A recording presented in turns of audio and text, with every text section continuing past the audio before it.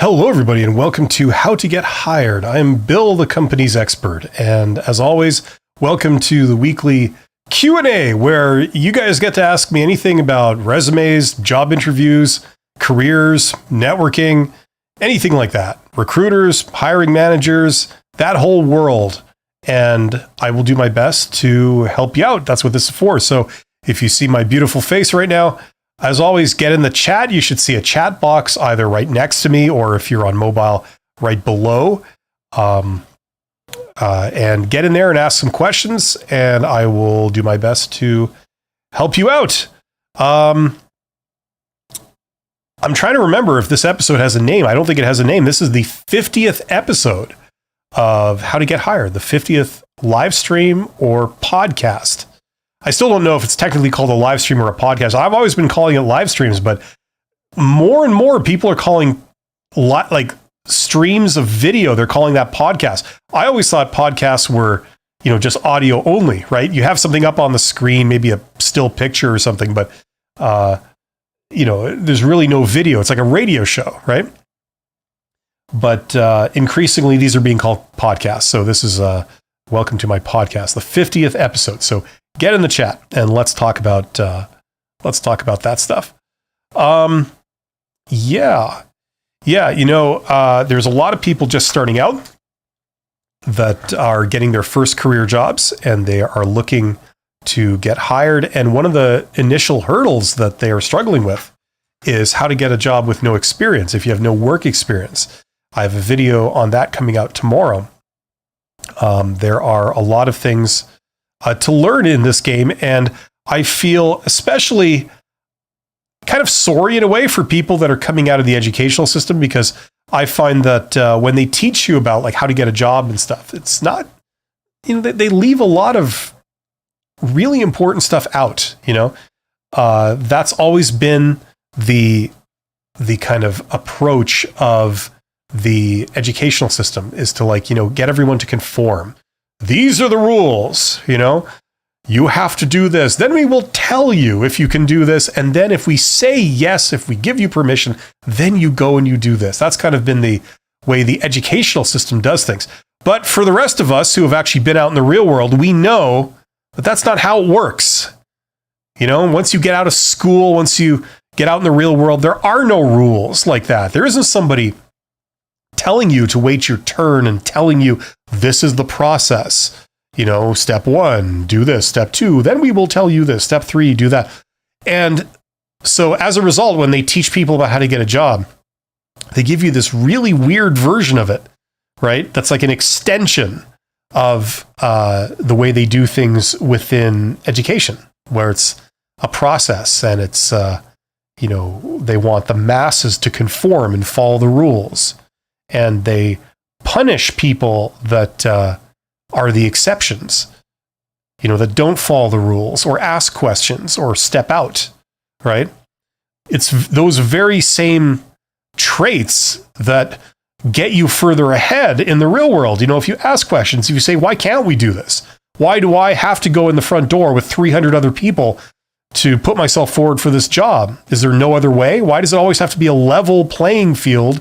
Everybody's considered, because it's hard to elevate yourself above a crowd of 300 people, right? When you submit your job application and you're going in with three other applicants, it's hard to stand out among 300 other people, right? It's easier to be the one who showed up, the one who did something different, right? So that's kind of how this world works, right? There are shortcuts to most things, and there's no rules, right? So that's this wonderful world that we live in. Okay, so now that I've turned everyone off, if you are here and you got a question about how to get a job, how to answer job interview questions, how to write your resumes, how to discover job opportunities, all that kind of stuff, get in the chat and let me know, because this is a Q&A. I don't really have an agenda of what to talk about. I'm reliant on you guys to, give me some stimulus here. Tell me what you're struggling with. Tell me what you're working on. And I will speak to it. Yes, you guys like my gray world here? I see I'm wearing a gray shirt with a gray wall and some gray office equipment, right? That's why I drink from this cup, right? There we go. So this is the 50th episode of this live stream. I've done 50 of these because I tend to get a good turnout for these. There's a lot of people that show up and ask questions, and it's great to see. And like I was saying earlier on my earlier podcast on Mondays, which is called Side Hustle Ideas, I do these 2 live streams every Monday. Side Hustle Ideas, where we talk about starting a side hustle and entrepreneurship in the world of business. And then this live stream, How to Get Hired, where we talk about jobs and applying for jobs and job interviews and that kind of stuff. I've been doing these side by side for quite a long time. And this is the 50th episode. A lot of people tend to show up. I see there's 14 of you guys here. Thank you so much for being here. You're all awesome. So if you're just joining me, get in the chat and ask a question. And I will do my best to help you out. Something that you're struggling with, something that you're wondering. Hopefully you guys appreciate my hair today. I essentially rolled out of bed and did not do my hair. So very professionally, this is kind of how I'm presenting myself to you. You get a better view of it right here.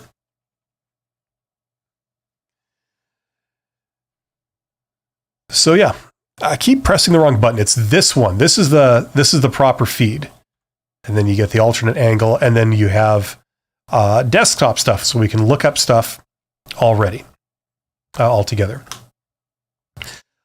Let's start, maybe, while we're waiting for the questions to roll in, let's start by doing something that a lot of people can do to find job opportunities in your area. This is kind of a basic starting point for a lot of people.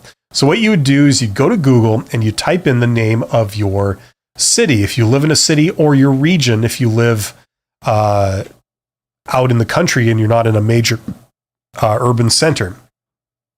So I'm going to pick a city, somewhere I don't live, but somewhere interesting, some place I've always wondered about.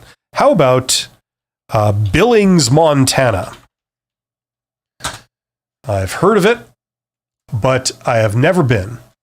So let's pretend that I lived in Billings, Montana, and I was wanting to get a job in Billings, Montana. So I type in Billings, and then I go to Maps. Right? So right up at the top, map. So I'm looking at a map of Billings, Montana. Now, Billings is not very big. Okay, so this is Billings, Montana. Now, we've got a map and we've got a search box. So what we can do is we can start typing in the name of industries, right? So let's say mining. Okay. Let's say you are someone that has some skills in mining. Either you worked for a mining company before, or maybe you're a technician that, you could, what skills you have apply to, say, the mining industry. You fix equipment, and the mining industry has some of that equipment. So, okay, if we zoom in, not out, here we go. Okay, as you can see, when I type in mining, all these little businesses pop up on the map, right? So if we click on any of them, here, what's this one here? How do you say this? Weir Esco. Okay, let's click on that. Now, over here we go. We should get a window, and it gives you the details of this business. Here's their phone number. Here's their address. And if they have a website, yeah, here we go. We have their website. And if we click on their website, we go to their website, and here is they have a careers page. Okay, this is like the absolute basic starting point for looking for career opportunities in your area. We go to their careers page, and then we see, view open jobs. We see what they have if they're looking for someone and it's posted. Okay, so here's some stuff that they're supposedly looking for. Although this is like, I guess, a chain, and they're giving you postings in different locations. So it's not just in Billings, Montana. But you get the idea, right? So each of these little dots on this map, they are a potential employer, okay? Now, the other great thing about this is that you can see physically, like geographically, where they're located. So, for example, if you are in a big city and you might have a limit to how far you're willing to commute every day, okay? So basically something that's, say, 50 kilometers or however many miles that is, I don't know, 30 miles, however far away from it, you decide, okay, that's too far away. I don't want to relocate and I don't want to commute any longer than that. So you can see like just what's in your area, okay? And you can zoom in.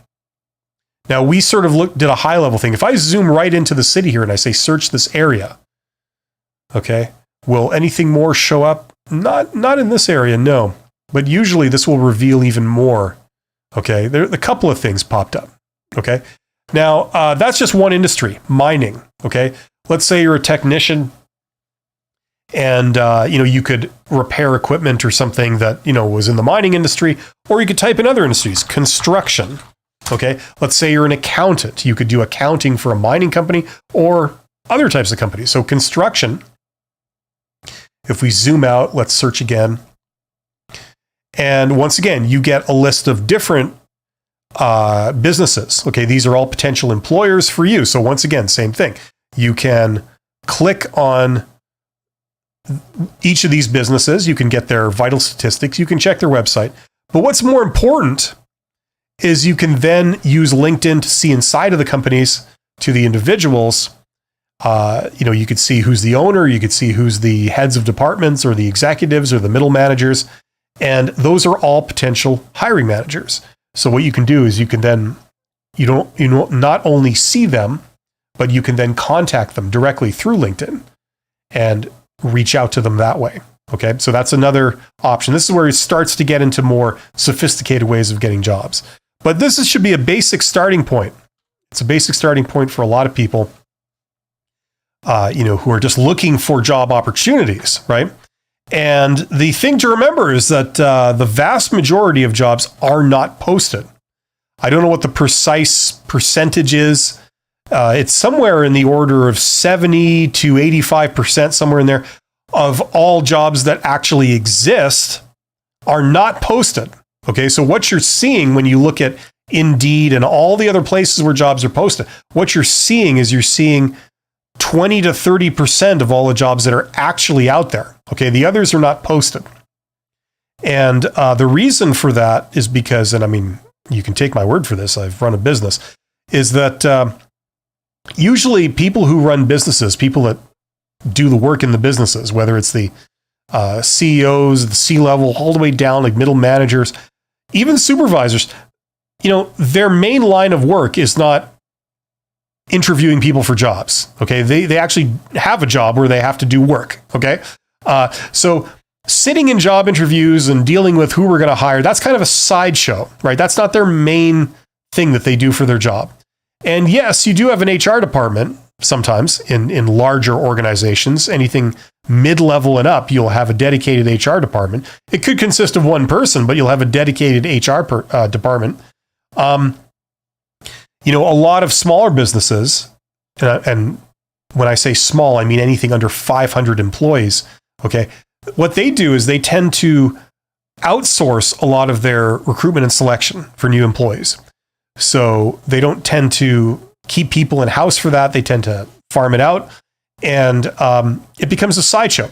So the idea is that if you have to hire somebody, it's a pain. It's a pain in the ass. And it means that, as a manager, you have to sit in rounds of job interviews with multiple candidates.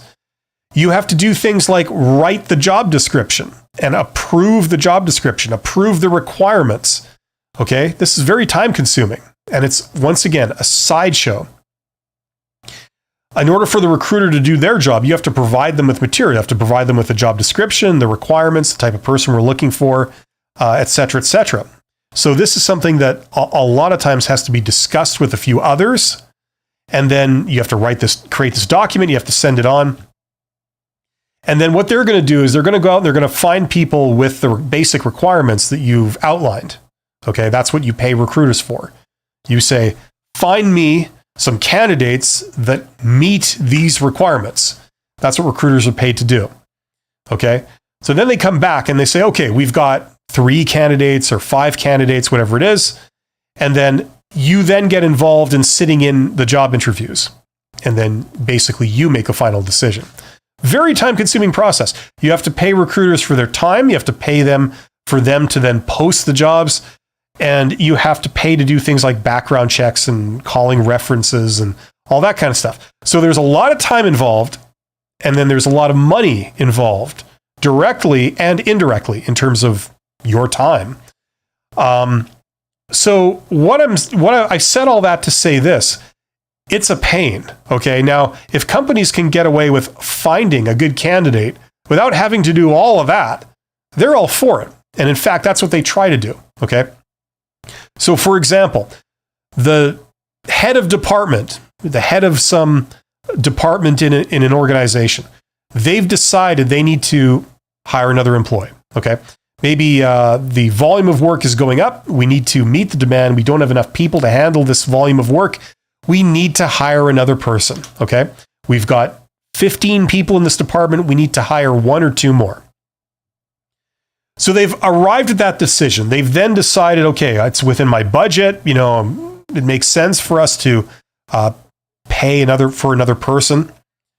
So now we got to find the person. Now, on top of that, if they just happen to know somebody, that doesn't work at the company, that is looking for a job, that has all the skills, that has all the hard skills, like the technical skills, they also have all the soft skills. They're great to deal with. They get along with people. They've been in the business, so they know the work, and they won't require a ton of training. They, pretty much know the job. Why wouldn't you just talk to them first? Right? So that's usually what happens. The job exists, but it hasn't been posted publicly yet. Okay? So if you can fill it in that stage, if you know someone that can fill it, or one of the people that works in the department says, hey, I know someone that might be interested in this. I've worked with them in a previous job. They both worked with me when I was in my previous job working for our competitor, doing this work. So they know their stuff. They're great to deal with. And, I think they might want to come over and work with us. So I can contact them. The boss will say, sure, yeah, bring them in and we'll do an interview and see if they're a candidate. So that's what you try and do. You do all this before you post the job publicly. Okay.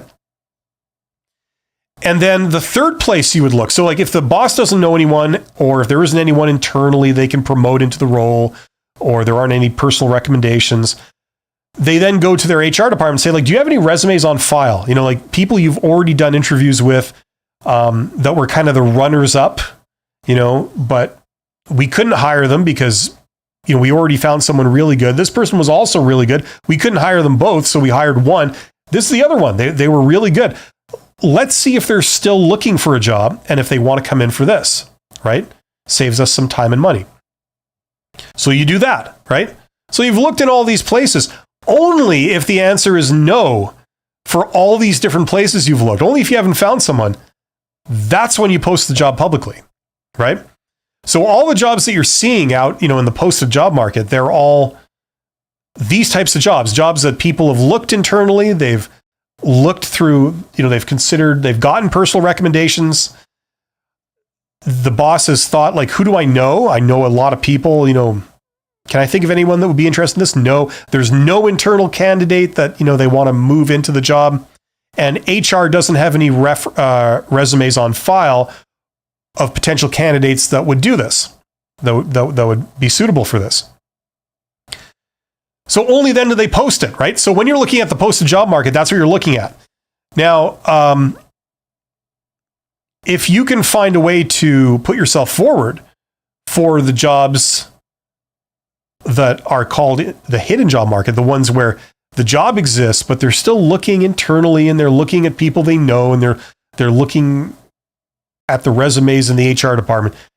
If you can find a way of putting yourself forward for those, you're opening up this huge selection of other positions that are available. And because they're not posted publicly, there's much less competition for them. And it's actually quite simple how to do this. This is the big revelation that nobody tells you, in when you get sort of training in like how to get a job when you do this through like your school or something, if you're young. The way you do it is you proactively reach out to these hiring managers, these middle managers, or executive managers, whoever it is. You don't have to go and, do this, personal introduction in person or anything weird like that. You just basically send them a note. It can start with that. That's the most basic way of doing this. You send them a note. Say, hello, I'm here. I solved this problem. I'm qualified in this. I'd love to work for your company because I know you guys do this. If ever you're looking, please let me know. Right?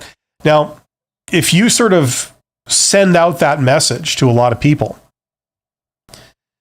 a lot of people, a lot of managers are just not looking to hire right now. So nothing comes of it. They just don't respond. That's fine. But statistically, the statistical probability is that a few of them are. So if your note just lands in their lap right when they've realized, okay, I need to hire 1 or 2 more people in my department. I need to hire 2 more, customer service people or salespeople or technicians or, accountants or, whatever it is, right? I need 2 more of them. And your message arrives shortly thereafter. They say, hey, this is good. This is good. We are looking for someone that has this person's skill set. So the obvious reaction is to then just reply to them and say, hey, let's talk. There might be some potential here. And that way you've just put yourself forward for a job that's not posted publicly, that exists, and you're not going up against 300 other applicants to get that job. If they interview you and you work out, you're great to deal with, you have all the technical skills and knowledge, and they can deal with you as a person, they can communicate with you and they get along with you and all this. A lot of hiring managers will say, you know what, let's just go with them. You know what I mean? We'll do an interview. We'll get everyone involved in the interview. But if they work out, why go any further? Why look further afield? This person seems pretty good. So this is a method that not many people are aware of. Certainly not a lot of young people are aware of. And that's how you discover all kinds of other job opportunities. That's how you put yourself up for them. And it's by reaching out.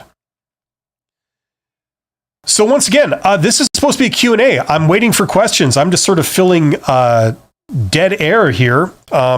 If you have a question about jobs, job interviews, resumes, applications, networking, careers, any of that, get in the chat. You should see the chat box near the video of my beautiful face and ask your question. What are you struggling with? What are you wondering? And I will do my best to help you out. It's what I do. Here we go.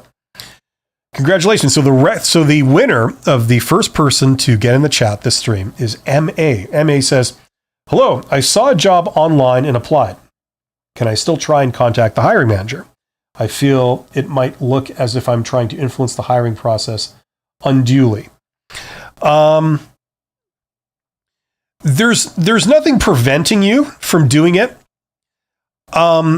Personally, I wouldn't take that approach because the organization has already sort of said, like, this is the process we would like you to take if you want to apply for this role. Okay. So they've set all that up already. Now, what you're doing is you're ignoring it.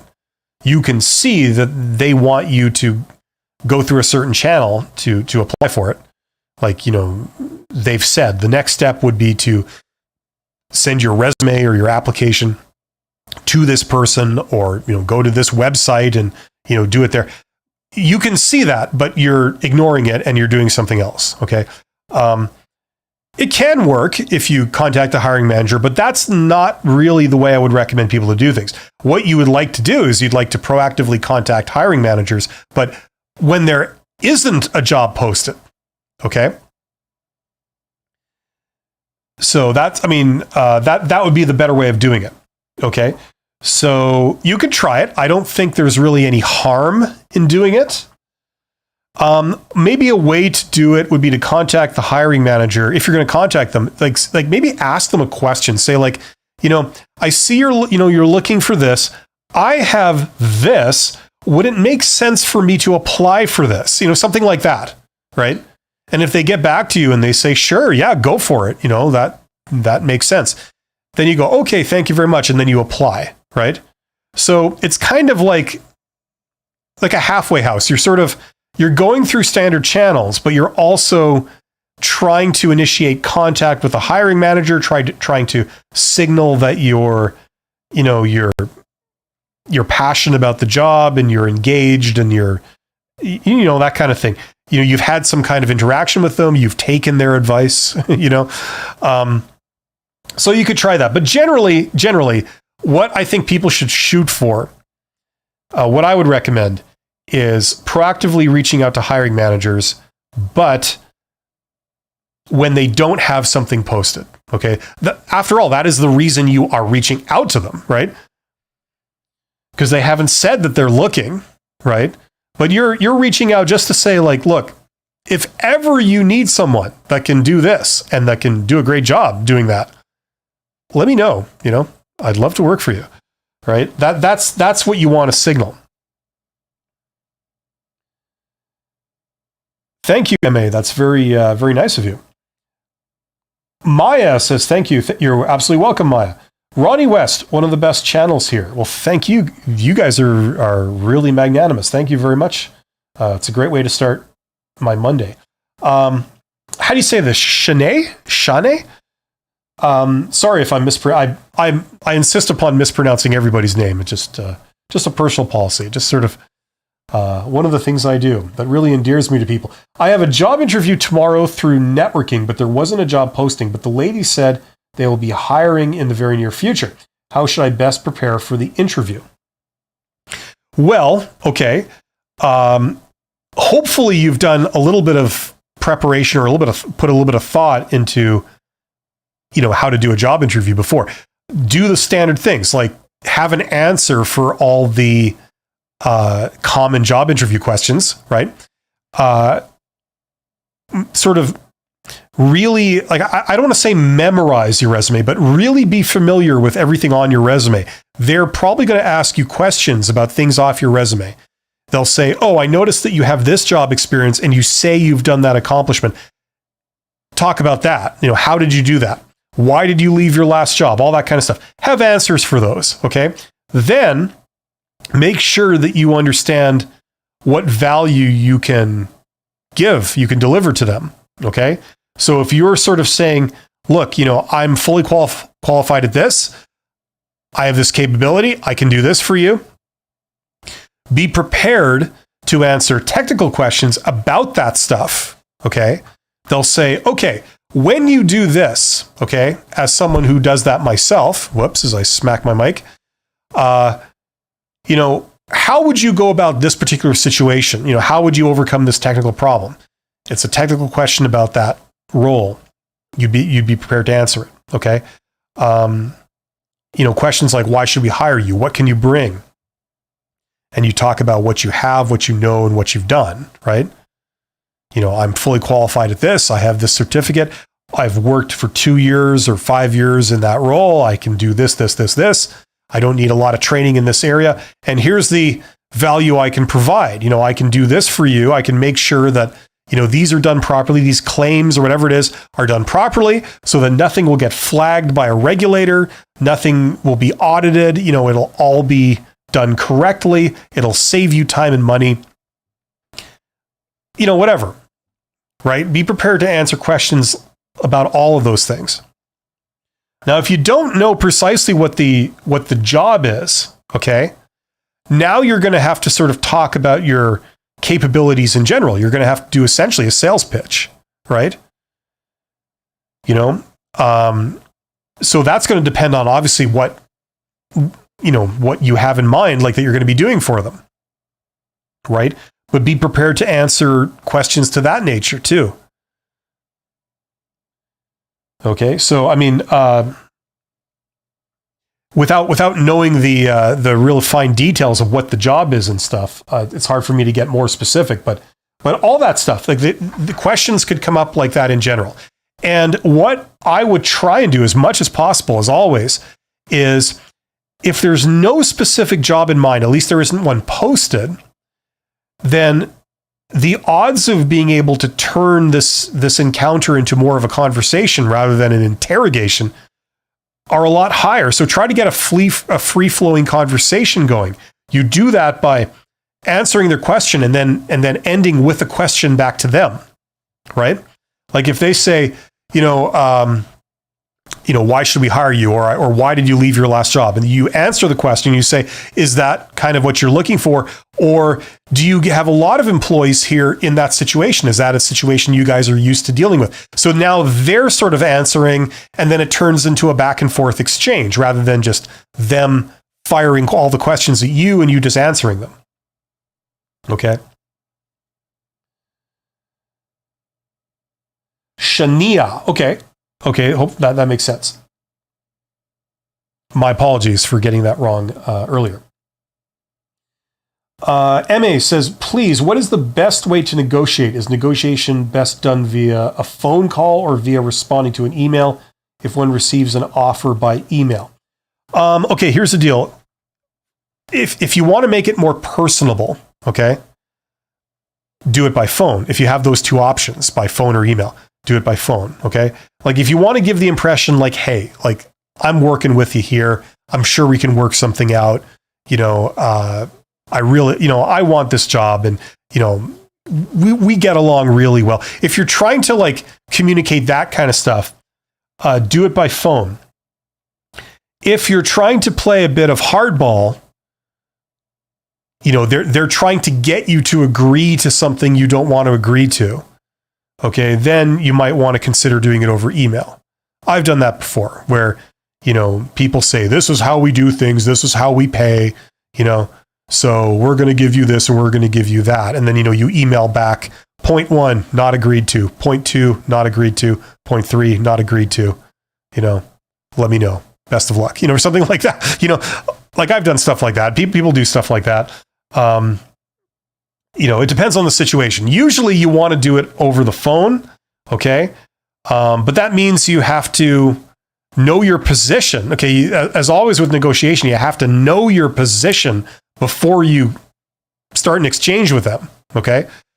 You have to know what makes sense for you to accept and where the fine line is for what no longer makes sense for you to accept, okay? Or like if it's let's say it's salary or something, okay? Like you know ahead of time, okay, I will accept up to this amount or down to this amount. Now, if they want to go lower than that, I will need more vacation or, something like that. Okay, I will accept this lower amount if you give me an extra week of vacation. You have to have all of that worked out, okay? And if you think there's a danger of, if you sort of give a hard line to them, they'll just walk away from it, right? The not agreed to, you think they'll just walk away. Then I would do it by phone so that you can at least through your, your not really body language, but the inflection of your voice and what you're saying, they kind of get the impression that, you're still wanting to make an agreement with them. You're still wanting to work with them. We just have to sort of find the right number kind of thing. Okay, so those are some of the factors involved in this. Hopefully that helps somewhat. Shania says, thank you. It's for a teaching adjunct professor job. Okay. So there wasn't a job posting, but they'll be hiring in the near future. How would I best? Okay. So if it's your teaching job, having I mean, I think that was like the last job interview I've gone to in my life, like several years ago, was for a teaching job at a university. It was like the questions I got were, things like, what would you do if you're in the classroom and students were insubordinate or they were rowdy, or, what would you do if there was plagiarism, or how would you handle this situation? How would you handle that situation? Questions of that nature. I remember getting a few of those. Now, if you've done any teaching before, I mean, those shouldn't be really that hard to answer. If you haven't done any teaching, then you might want to look up some answers to those. Okay. I don't recall, just my personal experience, I don't recall getting a lot of experience about questions about the nature of your credentials. Like if you've got a PhD or a master's or whatever you've got, they didn't really, in my case, they didn't ask any questions about that. They just sort of accepted it. And then all the questions were about, classroom situations or something, or issues with grading, or, stuff like that, just for different scenarios. How would you handle this? How would you handle that? Nothing terribly exotic, just standard kind of situations that you will probably encounter, that anyone would probably encounter at some point if you're teaching. That's kind of what I remember. But as I say, great opportunity to turn it into a conversation, right? You could say, they say, how would you handle if a student did this? And you could say, well, I had, I don't know, a year ago, I had a situation quite similar to that, and this is what happened. The student did this, I did that, and I handled it that way. I find that that's a really good way of handling it, because it avoids these kinds of issues, and it avoids it leading to this, and that kind of stuff. I mean, I'm sure you would have found that in your experience. I'm sure you've done some teaching, and I'm sure that that's what you have seen too. Is that the case? So you kind of turn it around, you get them to talk about their experiences just a little bit, and you can turn into more of a conversation, and it tends to go very well once you've done that. It's like you're talking as kind of two friends almost, as much as that's possible. It tends to lead to good things, rather than sort of being curt and, kind of aloof and that kind of thing. So hopefully that makes sense. At least that was my experience. Where are we here? Amy Tango, that's an awesome name. I was passed over for an internal job in the company I currently work for. This was a year ago, and since then they have hired 3 outside people. Okay, not internally. They are now on their 3rd person. And then Amy continues, can I tell the hiring manager I'm still interested in this position in case this person resigns? Apply for something else internally. Sure you can. I mean, there's absolutely nothing wrong with doing that. Like if you do it in a tactful way, you don't kind of say like, I really wanted that job. I'm pissed off why I didn't get it. It should have gone to me, and just so you know, I still want that job. So if ever that person leaves or you decide to fire them, hello, right here, like, obviously it depends on how you say that. But if you tactfully say like, look, just so you know, I feel that I can do more in my job. I have no issues with what I do now. It's perfectly fine. But I do feel that, I would be able to work at a slightly higher level. So if ever an opportunity does come up, I hope you will, please make me aware of it, because I'd love to be able to contribute at a higher level. Something like that. Something very innocuous, like you're wanting to help. You're wanting to do more, in a positive way. It's not born out of jealousy or out of dissatisfaction with your current position. It's a feeling of, I could contribute even further, in this capacity, if ever there's an opportunity. A couple of things at play here. First of all, the general rule for hiring is that if you want change, you hire an external candidate. If you want the status quo, you hire an internal candidate. That's generally how that works. And also, the thing about hiring internal candidates is that there's a disadvantage in that if you say you have a vacancy at the top and you take someone from a lower level and you move them up into that role, You've now transferred, you've solved one problem, you've filled one position, but you've created a whole other vacancy down here, right? So you've just moved the vacancy from a higher level to a lower level.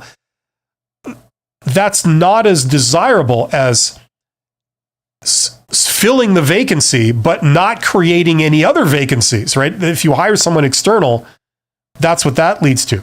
So all I'm saying is that don't assume that necessarily they underestimated your capabilities or they didn't believe in you or anything like that. It could simply be a practical decision where like, we don't want to move someone up because then we don't want to have to fill 2 or 3 positions. We just want to fill 1. Okay. Each position we fill, we have to go through a ton of work, and there's an expense associated with this, a big expense. Whenever you hire someone, it's a huge cost. A lot of people aren't aware of that. Think of all the people that sit in job interviews, all these managers and things, like you're taking up all their time. They've got to write job descriptions and requirements. They've got to approve things. The recruiter has to spend all those man hours, reading resumes, posting things. They have to spend money on promotion. And then you have to do background checks, like very expensive. All these things, every step of that process costs a lot of money. So if they're trying to minimize their costs, that might be one of the reasons they're going external. It's not necessarily because they don't believe in you. Okay. So just give them the benefit of the doubt, so that you don't shoot yourself in the foot by like assuming that, oh, you passed me over to hire this external candidate. You overlooked me to hire them. You favored them over me. Wow, I'm insulted. Don't always assume that that's what's going on. Okay. Also, if you come in with that attitude or having made that assumption, obviously it could be bad for you. So, okay. So hopefully that makes sense. That might be some of the forces at play here. Okay, Jorge, right? Aquino says, hey, Mr. Bill, just wanted to pass by and say thanks for your videos because I landed my first job last month. Well, congratulations. I was honest with my boss in the interview, and he said I reminded him of him when he started. Well, that's good. That's a really good compliment. Congratulations, Jorge. That's great news. And you did a fantastic job. And I'm sure you're much relieved at the conclusion of this job search process. And now it's you're riding the gravy train. So wonderful. I can't speak today. And that's an expression I don't normally use. You're riding the gravy train. But I mean it. It's good. It's good. And you deserve to feel good about yourself. It's a big accomplishment. And thank you for your kind words. Shania says, awesome, thank you. Great. Good. Yeah, hopefully that was helpful. How do you say this? Berwickton Tweed? That's a cool name. That reminds me of the tweed outfits that people, especially in Britain, used to wear in like the 1940s and 50s, kind of green suit. It's like not many people today wear like a green or a brown suit. The last person that I saw that wore a tweed suit was a CEO of a company, actually the owner of a company, that was like 98 years old and still going to work every day. I don't know if that's good or bad, but yeah, that's the last person that had that. Anyway, so that's what your name reminds me of. It's a good name. What are your thoughts on getting a job through a staffing agency? I was let go after 2 weeks on the job that I got through a staffing agency. Do staffing agencies let people go quickly? Well, yeah, okay. So listen, there's exceptions to everything, but in my experience, generally, staffing agencies are for two kind of things. Like one is like temporary jobs, and one is like generic functional jobs. Okay. So like you need something generic, like office manager, secretary, accountant, like an accountant is an accountant is an accountant kind of thing. Like if you're just, or a bookkeeper, something like that. Generic, right? I'm not saying that in a disparaging way. I'm just saying that, it's like they're very fungible, like I need a person to do this, right? So staffing agencies generally kind of specialize in those type of positions. Now, one of the problems is that, they're dealing with people, like in general, they're dealing with people like in quantity, right?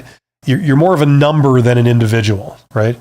So I would not be, that does not surprise me to hear of your experience with that. It's like a 2-week affair and then that's it.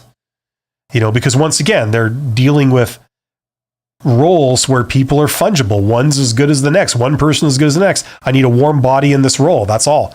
Can you do the job? Great. Okay, you're hired. In you go. Oh, it's not working out. Okay, you're fired, and here's another person in there. That kind of thing. So they have their uses. Okay, I'm not saying they're stupid or it's bad, but hopefully you can go through something a little more sophisticated than just a staffing agency. It might be good for getting something really quickly, right? They have like vacancies that are vacant now. Somebody wants a person now, so you just step into it.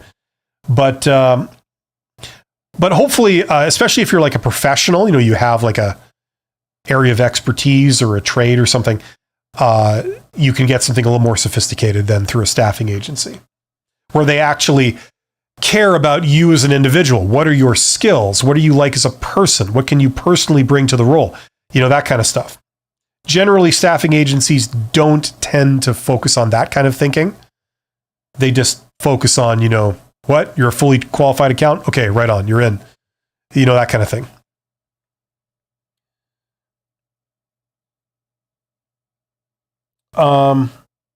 Okay, it continues. They said I wasn't confident in what I was doing.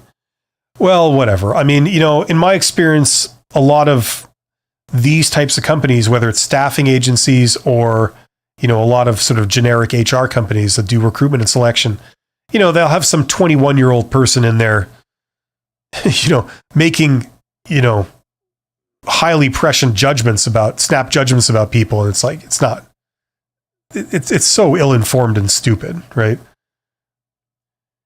I wouldn't worry about it. Like what I would do is, I would focus on the most popular and productive way of getting a job, which is networking, which is proactively reaching out to hiring managers. Okay. I've talked about that extensively on my channel. I've got a course that talks about it right there, right? My Get Hired course. If you're just completely lost and you've never been in that world before and you want, I just lay it all on me. Give me all the principles at play here and what can I do? I do that in that course. I give templates and all that kind of stuff. So check it out if that's useful to you. There's links in the description. Okay. But what I recommend, like the most popular method of getting a job is networking. Okay. It's not responding to posted job ads. Responding to posted job ads is the default method for a lot of people. If you don't know anything about anything, you need to get a job. What do? You look for posted job ads, you respond to them. Yeah. The problem is there's a couple of problems. The number one is that, like I talked about at the very beginning of this stream, those jobs tend to be not super high quality, okay? Because if you could fill it through other means, you would have, but they couldn't. So now they're going to complete strangers to fill that role, okay? The second reason is that the method of applying, you have a lot of people competing for those posted roles. So usually those jobs, especially if it's an internet posted job, you're getting hundreds of applicants applying for each of these. So you're going in with 2, 3, 4, 500 applicants sometimes. It's very hard to elevate yourself above the crowd when you're up against 300 other people, right? So, that's the other disadvantage. As opposed to reaching out to a hiring manager, you may be the only person that does that, right? They get a note from LinkedIn or whatever that says, hello, I'm here. I can do this. If you're looking for a really awesome person that can do this for you, let me know because I'd love to work at your company. I know that your company does this. I've heard good things. If ever you're looking, please let me know. Have yourself a great day. And that's it. If it doesn't need a response, usually most people it goes to, they're not looking right now, but some people are. They happen to be looking for someone with your skills right now, and you just landed right in their lap.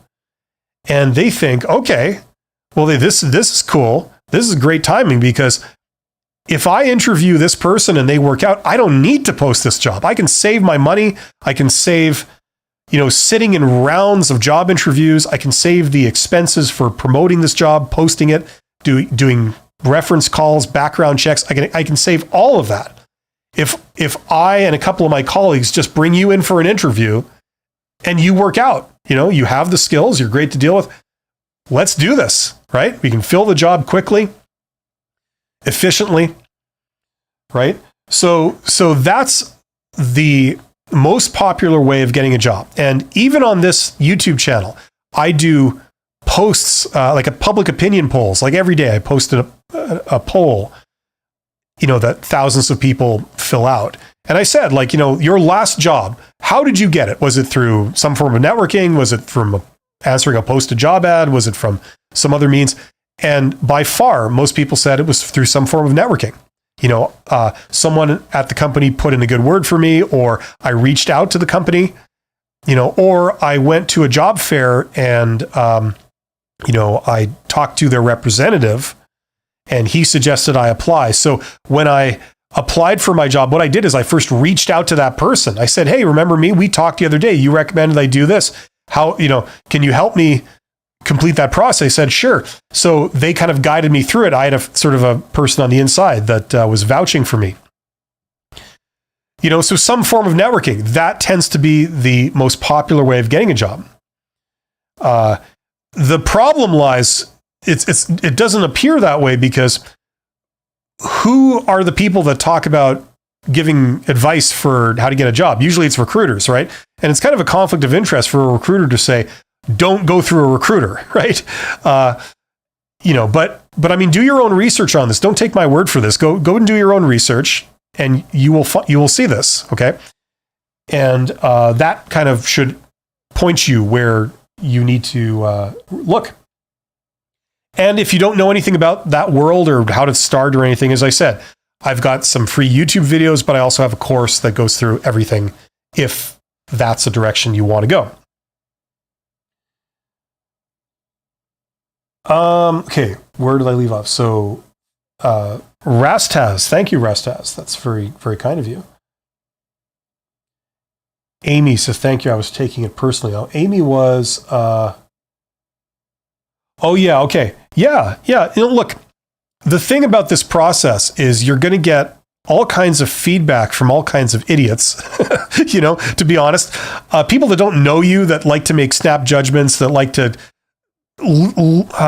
they will have you believe that they've got insight into you, or, people in general giving you all kinds of opinions about you and all this sort of stuff.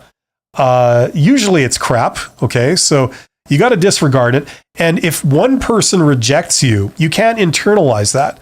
You see, the thing is, people are looking for someone that compliments them, right? Now, you could be awesome, but you don't necessarily fit with what they're looking for their particular operation to achieve their goals. You know what I'm saying? Some of the most capable, talented people in the world would be rejected, right? Under that criteria. Okay, so don't, I mean, I know it's easier said than done because, emotions get involved and everything, but don't read too much into it. It's just somebody's totally uninformed opinion, okay? And usually they're idiots anyway, so don't worry about it, okay? Also, they've rejected you. They've shown the other thing is that people tend, to a degree, they tend to hire in their own image. They tend to hire people that have the same personality and background and opinions that they do, right? They tend to see more value in people that have similar opinions to themselves or similar background to themselves. It's hard for example, an engineer to really see the value in a great salesperson. You know what I'm saying? And it's hard for a salesperson to see the value in a great accountant. You know what I mean? Salesperson will think other salespeople are awesome, and the accountant will think other accountants are awesome. They'll think, oh, that person has the right attitude, right? They have the right outlook. I could work with them, right? Doesn't mean that just because the accountant rejected the salesperson, does that mean the salesperson is useless? Of course not. The reality is that you could have an army of accountants, but their operation will lose money hand over fist unless you have a good salesperson in there, right? The salesperson will come in and save it, and vice versa, right? So remember, you're going to hear a lot of noise from a lot of people as you go through this process, okay? Just keep trying stuff. And there's a lot of different types of people out there that have a whole kaleidoscope of opinions on different things and different backgrounds and different outlooks and different ways of communicating and interoperating with other people. Out there right now is someone that's going to click perfectly with you. You just have to find them, okay? So just remember that.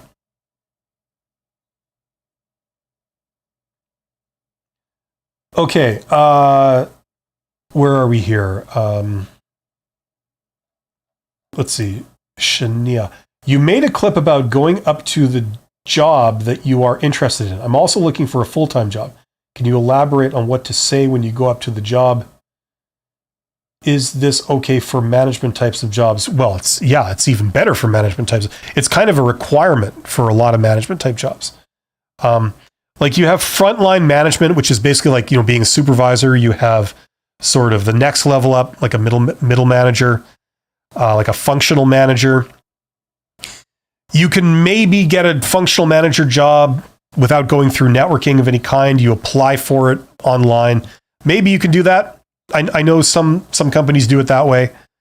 But usually for higher stuff, like general managers and up, it's networking. That's how you get a job. So learning networking is very, very important, especially if you're ambitious or you're upwardly mobile, you want to get into the world of management. I mean, they don't hire someone to run a division of a company because they applied with their resume to a job posting, right? Like it just doesn't work like that. That person, you should know of them in your industry. They should have been somewhat out there, right? Putting themselves out there. And you may have had dealings with them as a representative of another company. You might have seen them at industry events. You might have had interaction with them. Okay, you know of them. And these people make it their business to network, right? In order to make things happen in this world, this is what I've learned as an introvert, okay? I'm speaking as an introvert here. In order to make things happen, you have to interoperate with people, right? I mean, try doing something entirely on your own. You can't. Even if you started a company, you have to try and sell something. You still need other people to buy it. You've got to interoperate with other people, right? Okay, so the more people that you can interoperate with, the more people you have like in your Rolodex, as it were, right?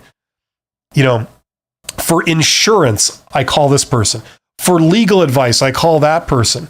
For understanding how to fix this technical problem, I call that person. I know all these people. I know their areas of expertise.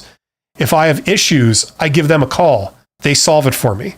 You know what I mean? Or they advise me what to do because they know, right? The bigger your Rolodex is, the further things will go for you and the more successful you will be, generally speaking. This hurts. This hurts introverts to, when they realize this.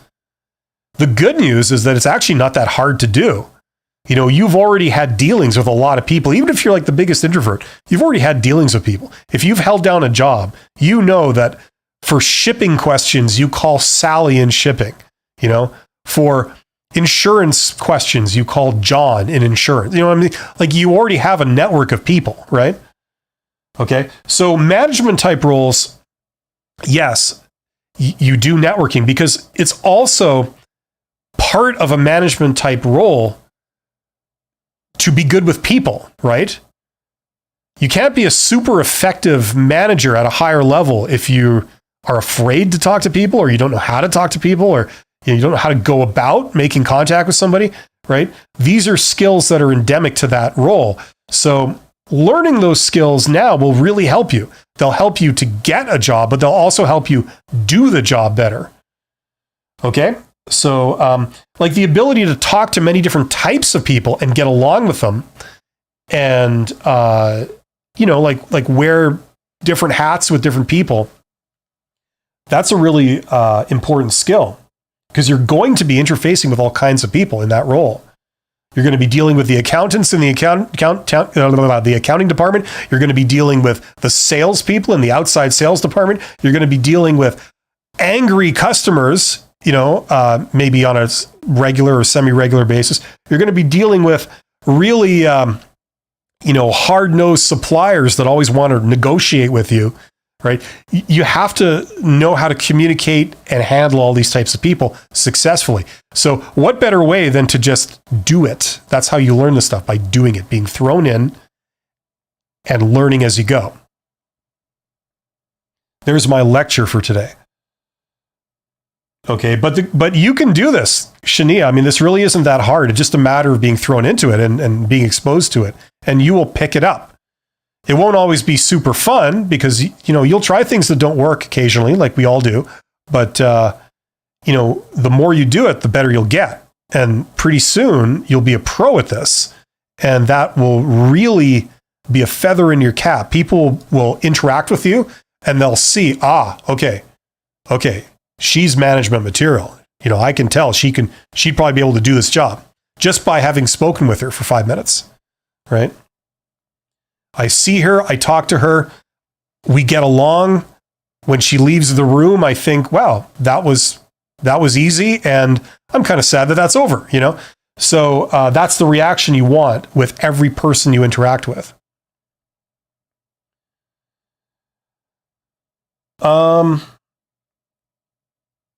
Dark says, okay, which one? No, Dark. It was a while since Dark was talking. Dark says, before stepping into the real world. Yeah. The real world is, it can be very intimidating when you're younger and you get thrown into it, but I think it's actually really cool. Once you learn a bit about people and how stuff works, there's a lot of opportunities there. It allows you to focus on your strengths, and make the rules for yourself. Do what, sort of, aligns with your strengths, and not have to do a ton of things that, that you're weak in.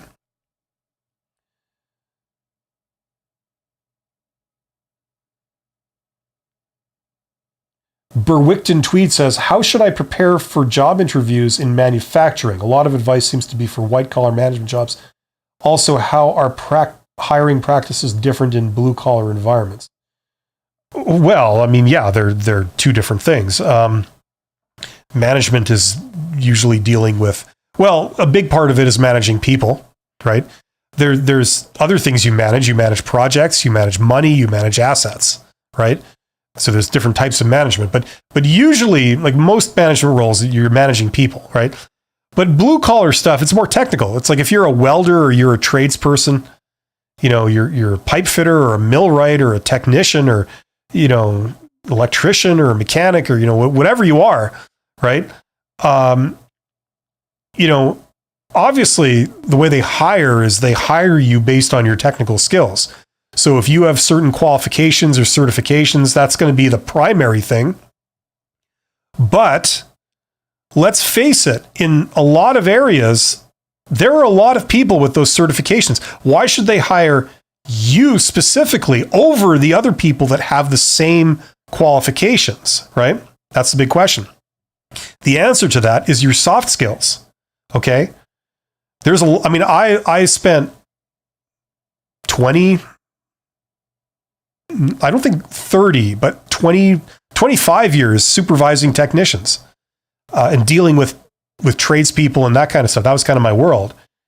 And there's a lot of people that have the technical skills, but the soft skills are everything, because if you hire, say, a machinist, and everything you tell them, you don't like dealing with them because they argue with you. You can't just say, I need you to go do this, and then they say, sure, no problem. That's a good employee. Bad employee is like, I need you to go do this. And then they give you an argument.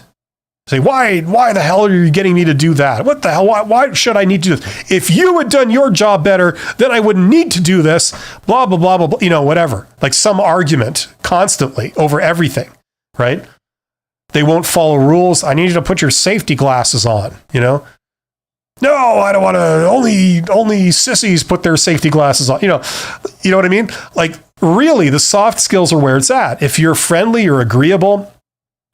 If you make a mistake, but you're sort of, you have integrity enough to admit it. You say like, sorry, that was me. I apologize. I didn't realize we had to do this. I know that now. It won't happen again.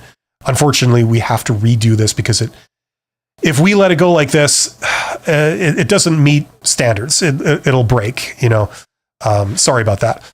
It's like, okay, sure. I mean, as long as that doesn't happen every day, over and over and over again, sure, I got no problem with that. It's better than not saying anything and having an inferior product go to the customer, right? So it's all about soft skills. It's about having integrity. It's about having some communication skills. You're easy to deal with. You're accommodating. If they say, hey, I need you to work overtime. Can you stay late, work overtime? You'd be like, sure, yeah, no problem. I'll help you out. You know what I mean? Like that's what they're looking for. They're looking for someone who's got the technical skills, plus you've got the soft skills. You're easy to deal with. You're on their side. That's what they want to feel like. Okay, so in a blue collar role, like you're some kind of worker, tradesperson, whatever, that's usually what they're looking for, right? If you can find someone that's got a lot of technical skills, plus they've got a lot of people skills and they're a great communicator, they're easy to deal with, that's like hitting the jackpot. Okay, so if you're going for a blue collar thing, if you got the certifications, you got the technical qualifications, I'd work on the soft skills, or I'd really put them on display when you go to the job interview. Be friendly, have a little smile on your face. Don't be there like, like that in the job interview. Be like, hey, it's great to be here. I'm just looking to do this. I love doing this work. I'd love to help out. Just be super friendly and positive. Someone that they would want to deal with. All supervisors think like that. They think like, oh, great. Here's my favorite employee because they're always positive and it's, when I ask them to do something, it's never an issue and they're a pleasure to deal with. Here's the bad employee. Yeah, they might be good at their job technically, but it's always a pain dealing with them. When I go home at the end of the day and I'm frustrated, it's always because of them. Right? So hopefully that makes sense. Shania says, thank you. I'm an introvert too, so thanks for those tips too. Yeah, no problem, Shania. The great thing about being an introvert and some of this networking stuff is that thanks to the internet, thanks to social media, you can do a lot of the networking on the internet. You don't have to be in the same room with somebody to do networking. You can do a lot of it from the comfort of your own home. Now you do have to get out and interact with people at some point. Maybe people that have already shown interest in you, they've already invited you down. They said, hey, that's interesting, this note that you sent me. I would love to talk to you about that. Let's, get together and you can tell me about it. Or let's get together and, we might have a job here. Would you be interested in coming down to interview? So it's like they're inviting you in. So you don't feel as awkward going down to have a personal interaction with them because they've already shown interest. They've already shown basic manners and friendliness, and they've invited you down there. So you can do the personal interaction, like face to face, more on your own terms. You know what I mean? So remember that's what that means is that introverts can do this too. I'm living proof of that. Right? So don't be intimidated by it. It's just learning how it works and learning how it can work for you.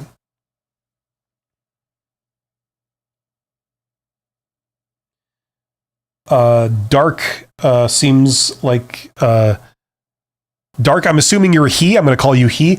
Dark seems to be having some technical problems here. I'm probably going to wrap this up in about 10 minutes. So if anyone has any sort of last questions or whatever, there's 20 of you guys here. Thank you for being here. Hopefully you're getting some value out of this.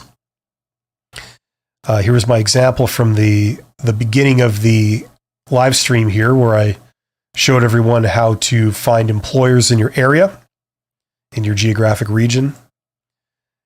And we went through some of that, sort of like the basics of how to start the process. So if you want a recap of that, just go back to the beginning of the stream where I covered that. And once again, I've been using the wrong screen. It's this screen, right? Not this one, it's this one. So hopefully I've been doing that.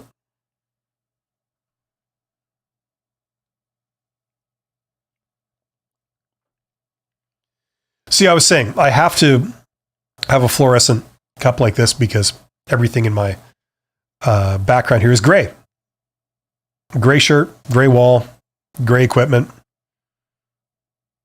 Even the certificates I got on the wall are gray.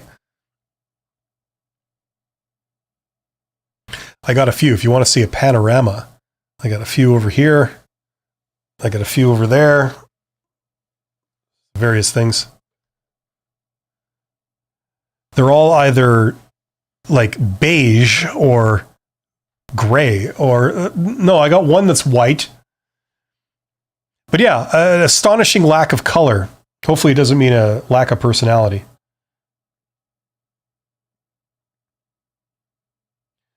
You're welcome, Melda. That's very, very nice of you. I'm glad it's helping, at least somewhat. Yeah, so if anyone's interested, while we're waiting for more questions, so like I said earlier, I have 2 courses. This is a Get Hired course. So that's basically what I would recommend from beginning to end, how to do a job search campaign.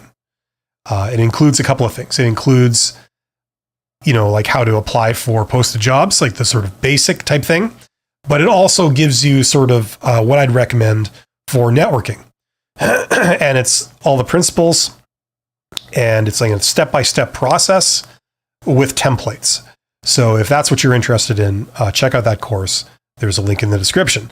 And this is more for people who want to learn business. Okay, I have this other course, the $100 MBA course. What that is it's basically the content that you would get in an MBA. So if you went to university, you took a 2-year program and took a master's of business administration, okay? You would take, usually it's like 10 to 12 courses. Each of those courses have a textbook. You read the textbook, you do assignments, all that kind of stuff. That's what you do to get an MBA. And then, of course, you have the lectures where, you talk about case studies and things like that. You do a bit of that. So what I've done is I've taken basically, I've created a reading list where, we're using some of the best books that are used in universities, in places like Harvard, in their management program, in their MBA program. And I'm basically giving you a reading list and links to where you can get those books. You can order them used from like Amazon for like $5 and things, literally. So you get those, you read them on your own time, to the depth that you want. Okay, you don't have to read them cover to cover. You could just skim the whole thing. Or you could, only learn different certain areas, right, if that's what you want. And I have several videos that guide you through the process. But you're not getting the material from me. You're getting it from the books, right? These are the same books that are used all over the world, and they're written by some of the best people in their respective fields. Okay.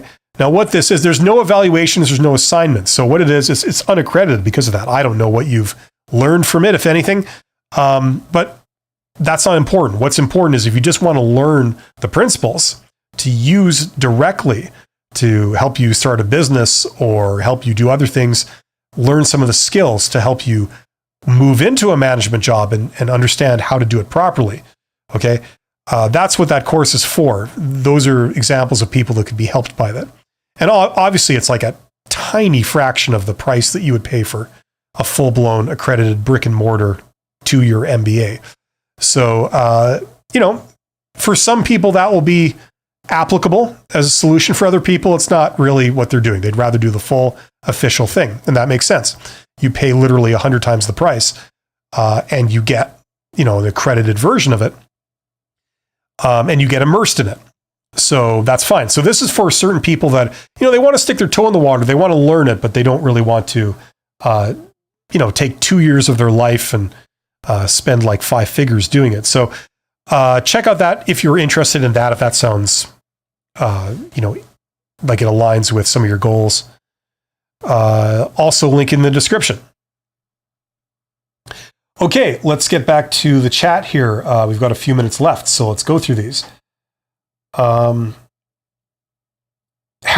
says, any advice for dealing with workers in a technical environment who are much more knowledgeable or experienced in their craft than you are? Okay, so are you the manager and these are your workers, or are you one of the workers? Like these are your coworkers, your colleagues? If you're a colleague, I don't think it's really a problem. Just learn as much as you possibly can from them. Have a positive attitude. Don't resent them for it.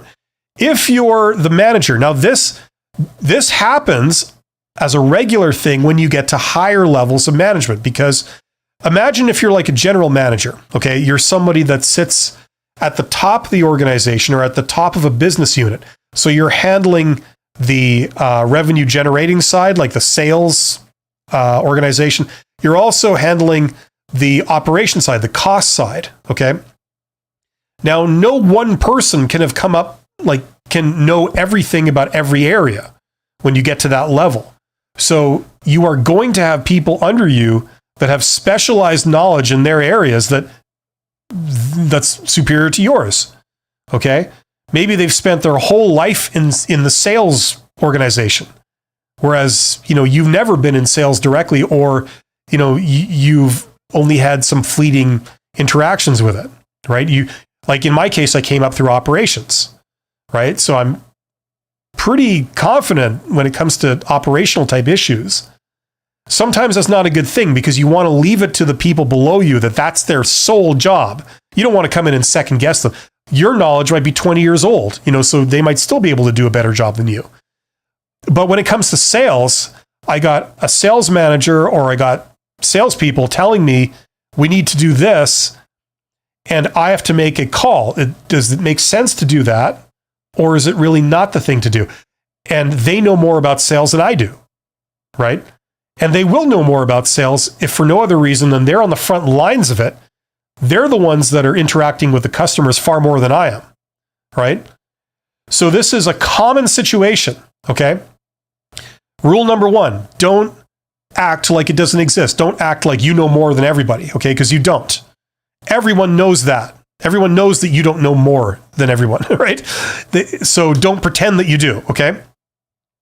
What you do have, if you're the person on top that's managing this, is you have more of a perspective than they do, because they see maybe the sales side. You see sales, operations, regulatory, supply chain. You see, longer range strategic initiatives that the organization is trying to do that they're ignorant of. Like you see HR issues, you see all kinds of other things. So you also see more of what's going on in the business environment, like whether it's, your competition or your vendors, your partners, your suppliers. You see a lot of that, whereas they don't. Okay. So you can put their advice into context more. Okay. But, but it's not necessarily a bad thing that they know about the person that does sales for you knows more about sales than you do. Okay. And you should admit that, right? Okay. Because that's not your role to second guess them or to know more than them. Your role is to, get perspective from all these different perspectives. You like how I trip over the English language, and make a decision based on that. Okay. So, so hopefully that makes sense. Where was I here? Where was that question? I lost where that question was. It seems to have moved on me.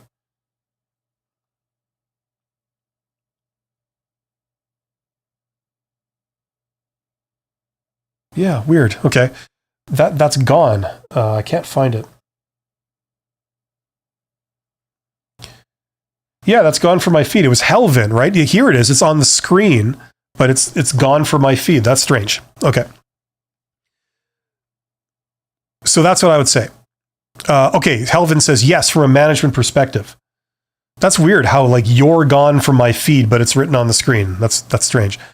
So that's what I would say. I mean, that's going to be, if you move up the management sort of hierarchy, you're going to encounter that more and more. Okay. So treat them like the expert. You're my sales expert. Okay. That should make them feel good. I trust you when it comes purely to sales or to whatever area of responsibility they're in. Okay. Whatever their sphere of responsibility is. You know, you're the expert, right? But I have the perspective. Okay. You might not be aware of what other factors are going on in other areas. I am. Okay. That's how I can make a more informed decision. But I am willing to take your advice at face value when it comes to your particular area, you know? And it's good. It's actually, I think it's good to, if that hasn't been explicitly stated, I think it's actually a good thing to explicitly say that to people. Like, you know, like here's kind of the arrangement. Okay. I may not side with you and I may not adopt your recommendation on everything. Okay. And it's for that reason. It's not because I don't think you know what you're talking about. I'm just seeing other facets of the business, other considerations. Okay. And I've got to try and balance all of these. And sometimes it's not easy. Sometimes, you know, they really conflict. Okay. But I just want you to know that I do trust you when it comes to when you're telling me about this. Okay. I'm not doubting you for a second. Okay. I want you to know that. Right. And if I don't adopt a suggestion, you understand why that might be. It's not because I think you don't know what you're talking about.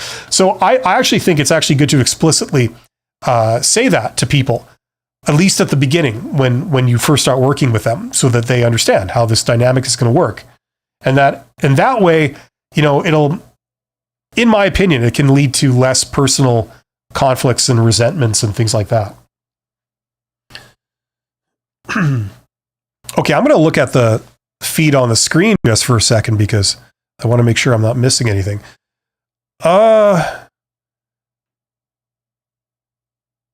Thank you very much, Dark. That's high praise indeed. Thank you.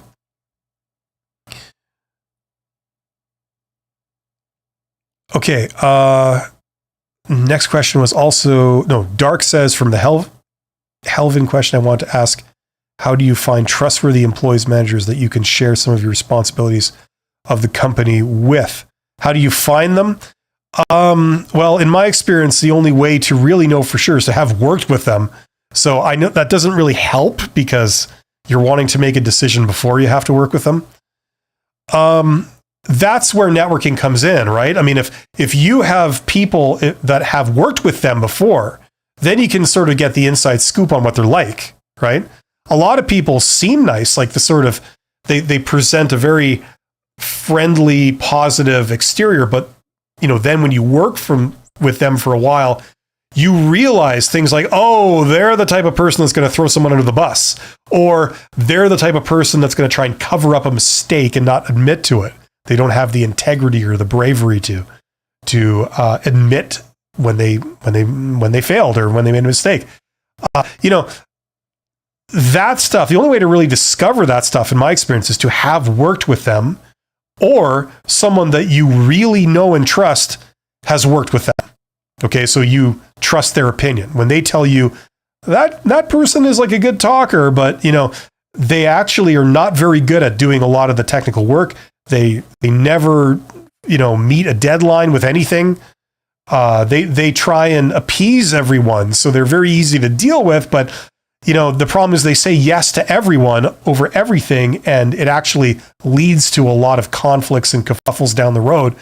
So don't be fooled by that sort of pleasant exterior. It's actually, you know, you might not want to work with them. You know, things like this. That's the only way to know about that stuff. That's the other reason why networking is important. You wouldn't be able to detect that otherwise.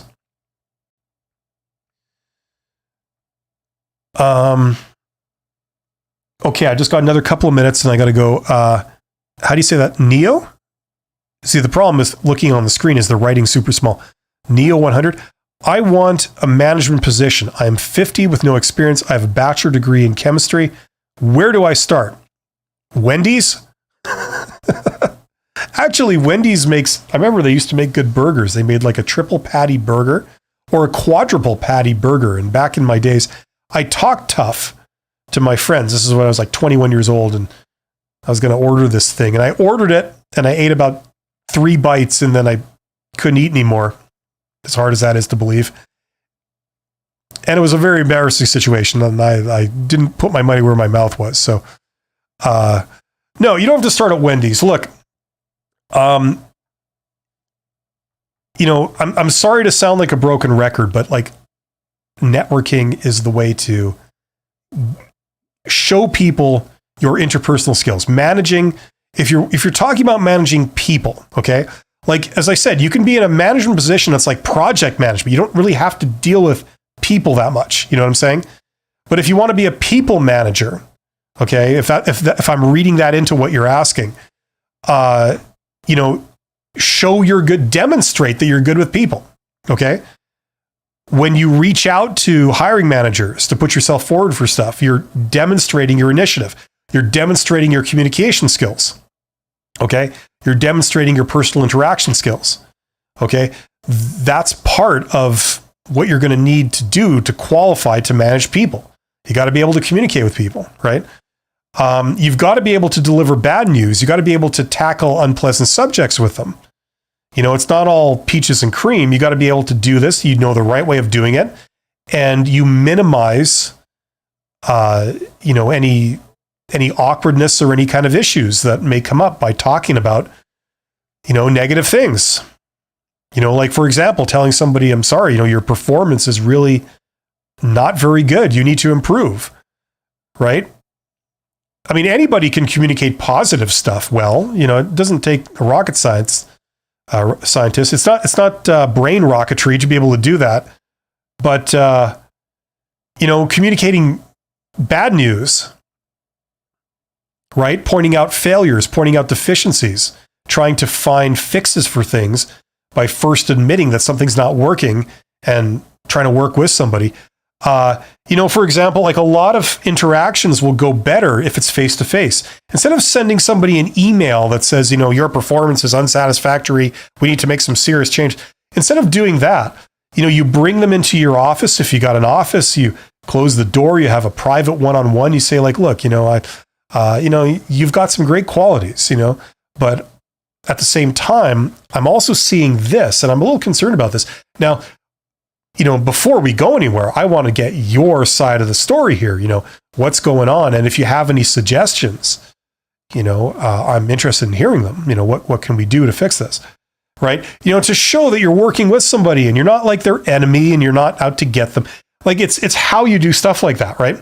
So that's all communication skills. So the way to show someone that that stuff is by demonstrating it to them.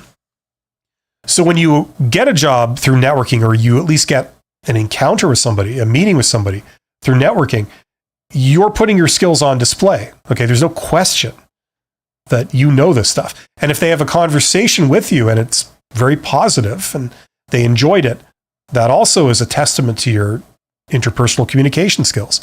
So, networking is the way to do that stuff. And you start employing some of these techniques where you show off your various skills in these areas. Okay. And it's great because it also is a way of discovering all kinds of other positions and putting yourself forward for them. Okay, so do some research on basic sort of networking and getting a job through networking. I mean, yeah, I got a course if you want to, take that big step, but learn about that kind of stuff. Just do your own research on it, and that'll point you in the direction, okay, for getting a management position, managing people, if that's what you want.